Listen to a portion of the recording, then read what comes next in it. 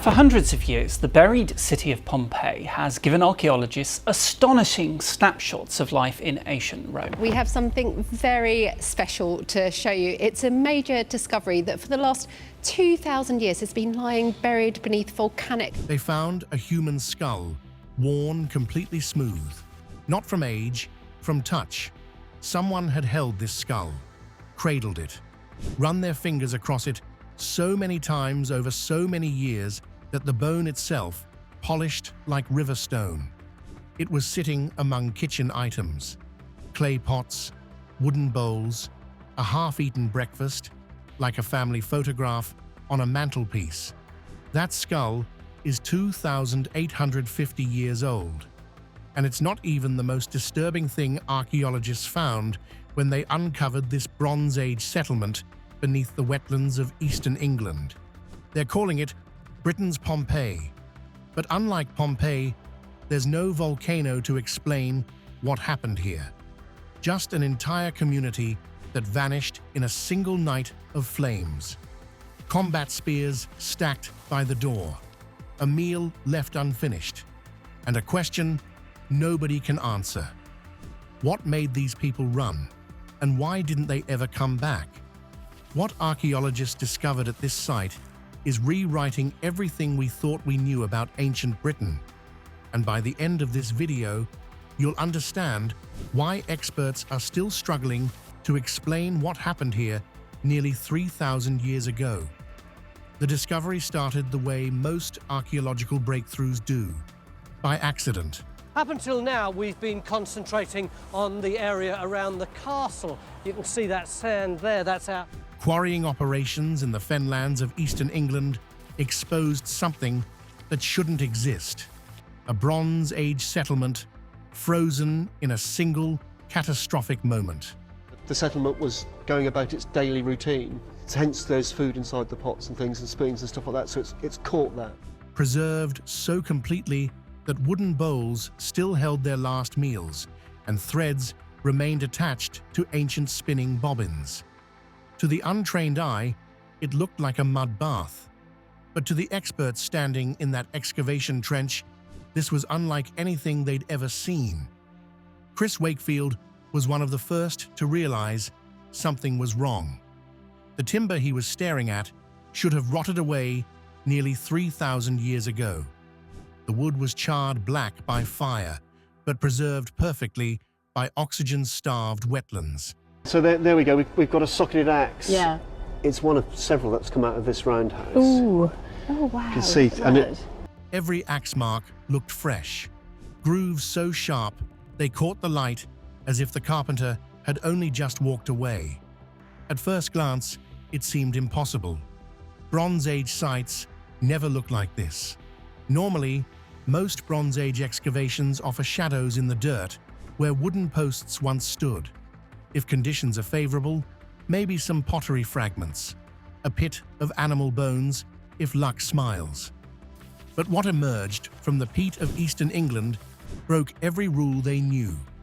4 roundhouses stood preserved with their walls still intact. Tools hung exactly where owners had left them.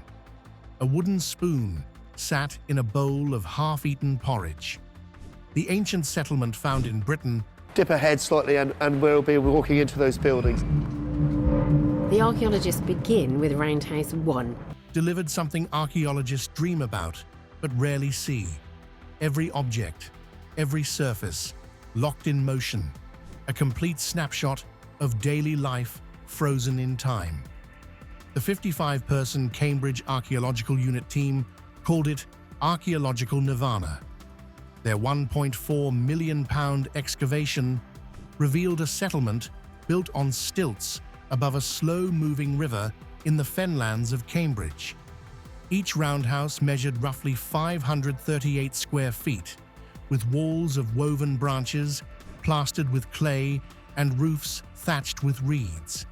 The structures stood approximately 6.5 feet above the riverbed, surrounded by a defensive fence of sharpened wooden posts that ringed the entire settlement.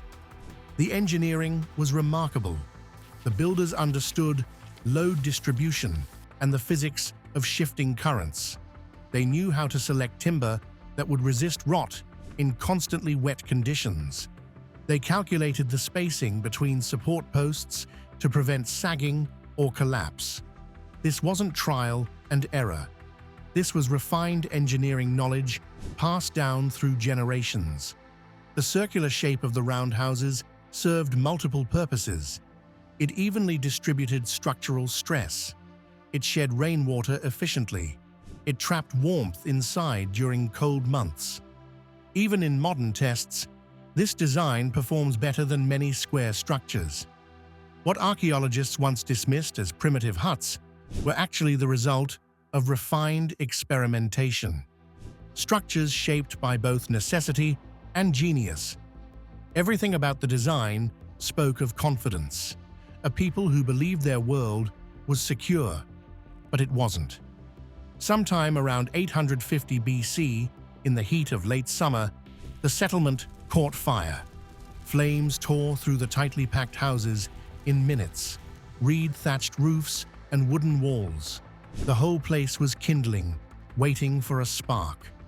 Once that spark found fuel, there was no stopping it. Residents fled with nothing.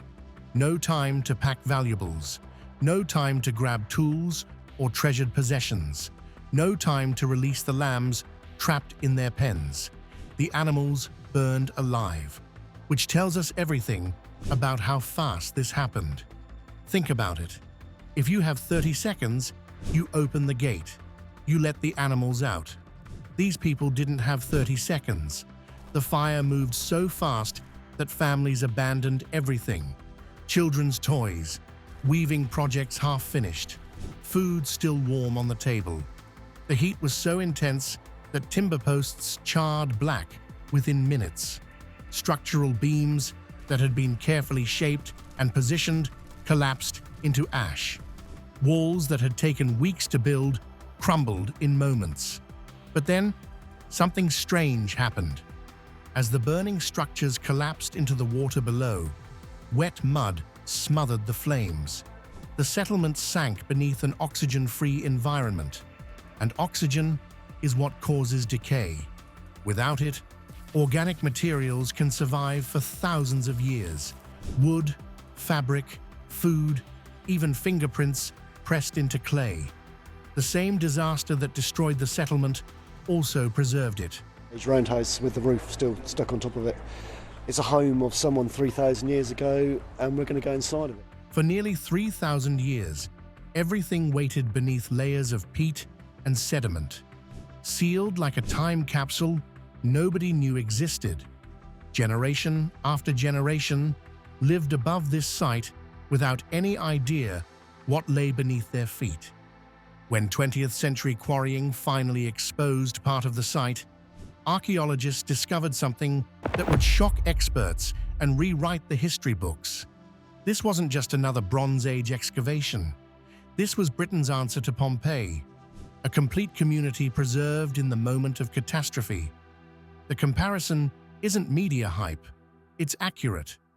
Pompeii was frozen by volcanic ash in AD 79. It captured a single moment across an entire community and revealed unparalleled information about Roman life. Must Farm did the same thing, 1,800 years earlier.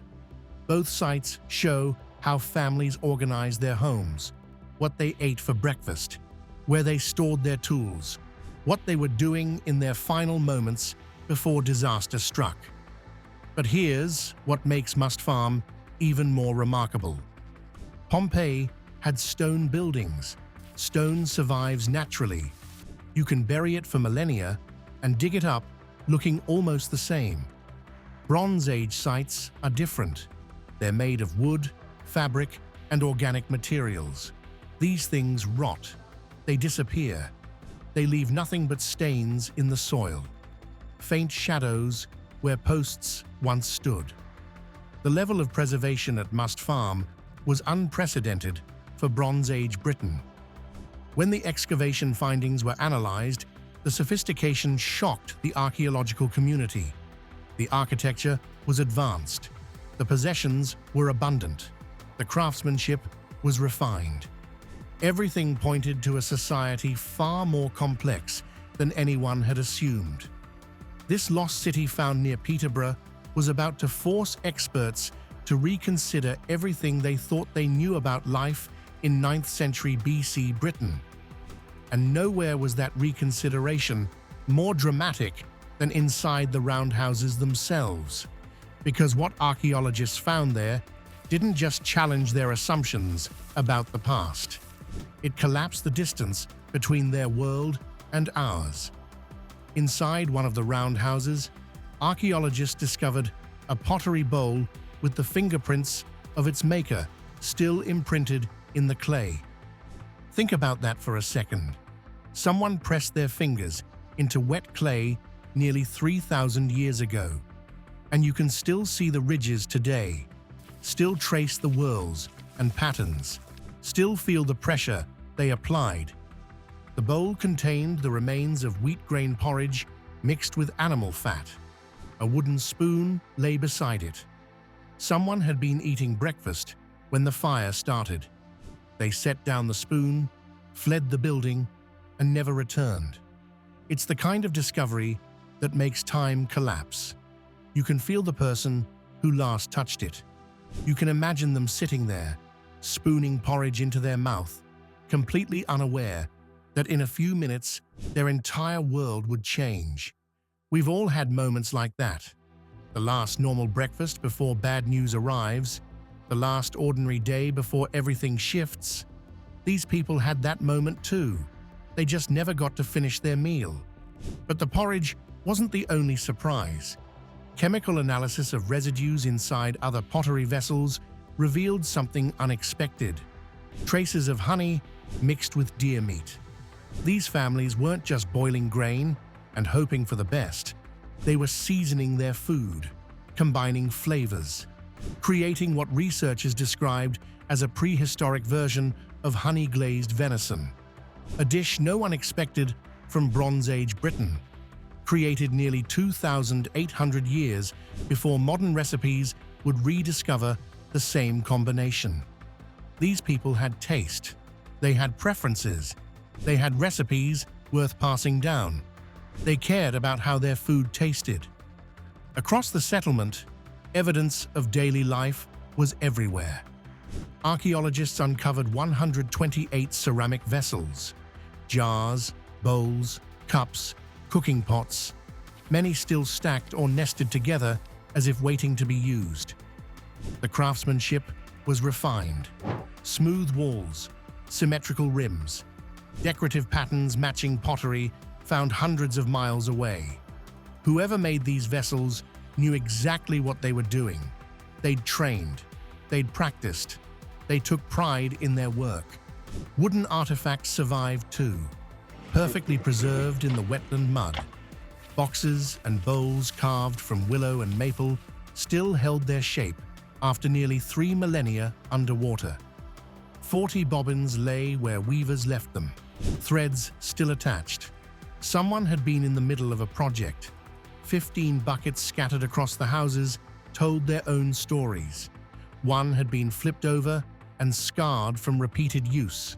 Someone had improvised it as a cutting board, a small adaptation, frozen in time. The kind of practical solution we all make in our own kitchens. Each object whispered a tiny story of daily life interrupted. Together, they built a portrait, not of ruins, but of a living household caught mid-motion. The textiles were equally remarkable. Woven from flax linen, they had a soft, almost velvety texture, despite being underwater for millennia. Seams were neat and even. Hems were carefully finished.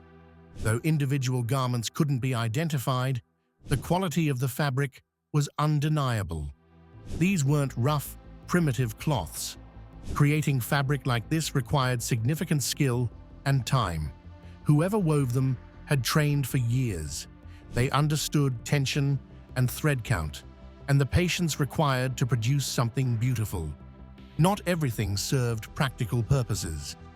49 glass beads decorated the site, some imported from as far as Denmark and Iran. Amber beads added golden accents, luxuries that had traveled thousands of miles to end up in a Bronze Age home in the English wetlands. Someone had saved up for these. Someone had traded valuable goods to acquire them. Someone had worn them proudly. And then there was the skull. A human skull rendered smooth from touch, sitting among household items. Not a burial, not a trophy, a keepsake, possibly a memento of a lost loved one, a parent, a child, a spouse.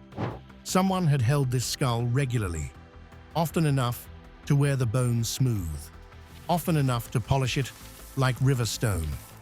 They missed whoever this was. They wanted to keep them close. The presence of these objects humanized the settlement in ways fragments from other sites never could. Even the waste piles told stories. Ancient excrement showed the community kept dogs that fed on table scraps. Human samples contained evidence of intestinal worms. A common Bronze Age affliction, nobody escaped. Animal bones revealed a diet rich in lamb, deer, and game. They ate well. They fed their pets. They dealt with parasites, just like everyone else in their era. It was as if the people had just stepped outside. Every groove in the timber, every spoon in a bowl, blurred the line between past and present. For archaeologists, this was no longer an excavation. It was a haunting encounter with the exact moment ordinary life stopped. But here's where the story takes its most shocking turn. All of this, every bowl, every tool, every carefully woven textile, every imported glass bead, had been accumulated in less than a single year. Analysis of the debris revealed something that stunned the team. The settlement had existed for less than 12 months. Evidence pointed everywhere. Minimal waste accumulation beneath the houses. Green timber in the construction that hadn't fully dried.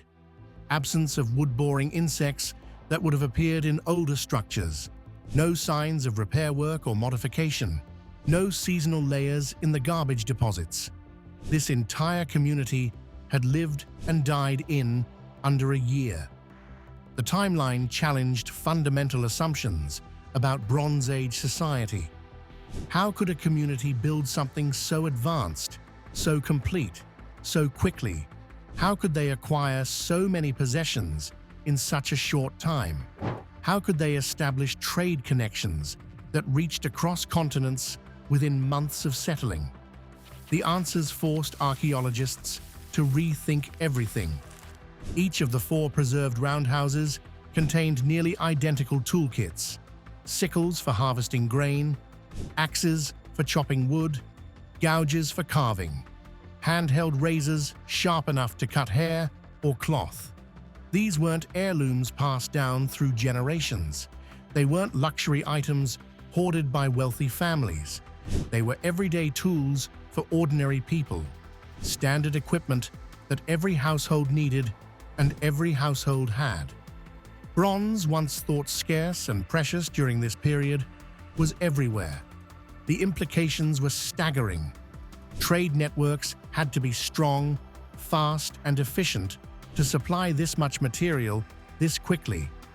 Bronze Age families could establish complete households in under a year. They built sophisticated homes on stilts. They acquired quality tools and cooking vessels. They imported luxury goods from across Europe.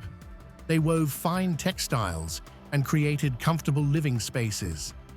Archaeologists realized they weren't looking at a struggling frontier village. They were looking at a thriving mobile society capable of founding new settlements at will. These people could pack up and move, find a new location, build from scratch, and within months have everything they needed to live comfortably. And the trade connections proved it. A necklace found among the debris contained glass beads manufactured in Iran, and amber pieces that originated in Northern Europe. These materials traveled thousands of miles before arriving at a Bronze Age home in eastern England. That single necklace proved what nobody had imagined. Bronze Age Britain was part of a global trade network, long before history recorded it, long before written records existed, long before anyone thought these ancient Britons had contact with the wider world. Goods moved, ideas traveled, cultures connected. These weren't isolated villages struggling in primitive conditions. They were connected nodes in a vast exchange system that spanned continents. A family living on stilts above a slow-moving river could obtain glass crafted in workshops halfway across the known world. They could wear amber that had formed millions of years ago on the shores of the Baltic Sea. The beads represented more than decoration. They were currency, status symbols, proof of connections to distant places, evidence of relationships that crossed mountains and seas. The presence of 49 glass beads suggested these items weren't rare treasures hoarded by elites. They circulated widely enough that ordinary households could acquire them within months of settling. The old assumptions about Bronze Age scarcity were crumbling. Bronze tools found in every roundhouse told a similar story. Copper and tin don't occur together naturally. Creating bronze required metals from different sources, transported to specialized workshops, combined through skilled metallurgical processes. The fact that every household owned multiple bronze tools indicates reliable, efficient trade networks working consistently year after year. Even pottery styles showed external influences. Certain vessel shapes and decorations matched those found hundreds of miles away in different parts of Britain and continental Europe. Ideas traveled alongside physical goods. A potter in the Fenlands might incorporate designs from vessels that arrived through trade, blending local traditions with foreign influences, creating something new from something old. The distribution of goods across all four roundhouses was remarkably even, not concentrated in one wealthy home, spread across the community, suggesting a more egalitarian society than previously assumed. These families shared wealth, they shared resources, they shared knowledge. What experts found at Britain's Pompeii didn't just show how people lived, it showed how they thought. This wasn't a world of strict hierarchy or scarcity. It was a network of skilled families sharing resources, techniques, and wealth. But for all their sophistication, for all their connections to the wider world, something at this site hints at a darker reality. Because among the cooking pots and weaving bobbins and imported luxuries, archaeologists found something that raised uncomfortable questions. Near one of the roundhouses, archaeologists uncovered a stack of spears. Each shaft measured over 10 feet long, far longer than weapons needed for hunting deer or wild boar. These were combat spears, designed for fighting other humans. Their presence introduced a darker element to the story. Warfare was common in Bronze Age Britain. Competing groups fought over territory, resources, control of trade routes. Violence was part of life. The sharpened fence surrounding the settlement already hinted at danger. A defensive ring of stakes standing 6 feet tall, meant to keep out whatever lurked beyond the water. The spears only deepened the mystery. Were they part of the villagers' own defenses? Weapons they kept ready in case of attack? Or were they left behind by attackers? Evidence of a raid that ended in flames? To find out, the Cambridge team brought in a forensic fire investigator. Every charred beam and fallen post was analyzed. Burn patterns, temperature gradients, collapse sequences, direction of flames spread, all examined in microscopic detail. If the fire had been deliberate, there would be signs, accelerants that would leave chemical traces, concentrated heat zones where fires were set intentionally, structural sabotage, broken defenses. Evidence of forced entry. None appeared. No proof of arson. No broken defenses. No traces of battle. No bodies with signs of trauma. The evidence showed residents fled in extreme haste. Nothing was packed. No valuables recovered from the flames. The wooden spoon sat in the half-eaten porridge. Tools hung undisturbed on walls. The lambs died, trapped in their pens. If the fire had started slowly, someone would have released the animals. The blaze likely started accidentally. A cooking mishap, a fallen lamp, a spark from a hearth, catching dry thatch in a parched summer. The speed of the disaster suggested flames spread rapidly through timber and reeds that had dried in late summer heat. Within minutes, the entire settlement would have been engulfed. The residents had no time to think, no time to plan, just time to run. Most Bronze Age excavations recover only 10 or 20 pieces from a 500-piece puzzle. Must Farm gave researchers 250 to 300 pieces, an unprecedented amount of information. But even with all that evidence, they couldn't determine definitively what started the fire. But that doesn't explain what came after. The site sat abandoned for nearly 3,000 years. The residents had invested months building these homes, shaping timber, weaving walls, thatching roofs, establishing defensive perimeters. The foundations remained solid even after the fire. New structures could have been built in the same location. They didn't come back. Not the next week, not the next month, not the next year. Not for 3,000 years. Perhaps the fire wasn't started by enemies. Perhaps it was an accident in a moment of tension. A spark caught in the reeds. Perhaps the same fear that drove them to arm themselves also drove them to flee and never return. Perhaps the trauma was too great. Perhaps superstition prevented rebuilding on cursed ground. The spears resting silently beneath centuries of peat still raise the question every archaeologist dreads. Was this the moment peace in Bronze Age Britain finally broke? We may never know. The mystery remains unsolved. And perhaps that's fitting. Some stories don't have neat endings, but one discovery brought everything back to the human level. That skull, worn smooth by centuries of handling, sitting among household items like a treasured possession. This wasn't a burial, this was a keepsake, kept close by people who touched it regularly, who valued it as a connection to someone they'd lost, who refused to let go even after death. That discovery changed everything. Suddenly, the settlement wasn't just evidence of engineering brilliance or trade wealth.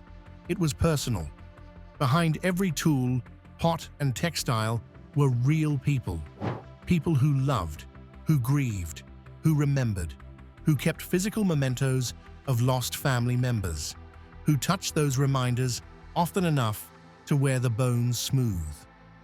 The lead archaeologist described how the fingerprints pressed into pottery made the distance of 2,850 years collapse. These people became real in profound ways, not distant ancestors in dusty textbooks, not statistics, not abstractions. Real families who woke up that morning expecting an ordinary day. The specifics of technology change over millennia. The fundamental human experiences of love, loss, and memory remain constant. That's what Britain's Pompeii ultimately revealed. Not just how people lived in the Bronze Age, but that they were us, just earlier. Waking up that morning expecting an ordinary day, eating breakfast, checking on the animals, preparing for work. They had no idea their world was about to end, and their story lay buried for nearly 3,000 years, waiting for someone to finally listen. What surprised you most about life in Bronze Age Britain? Do you think other settlements like this are still waiting beneath the fenlands? Let me know in the comments.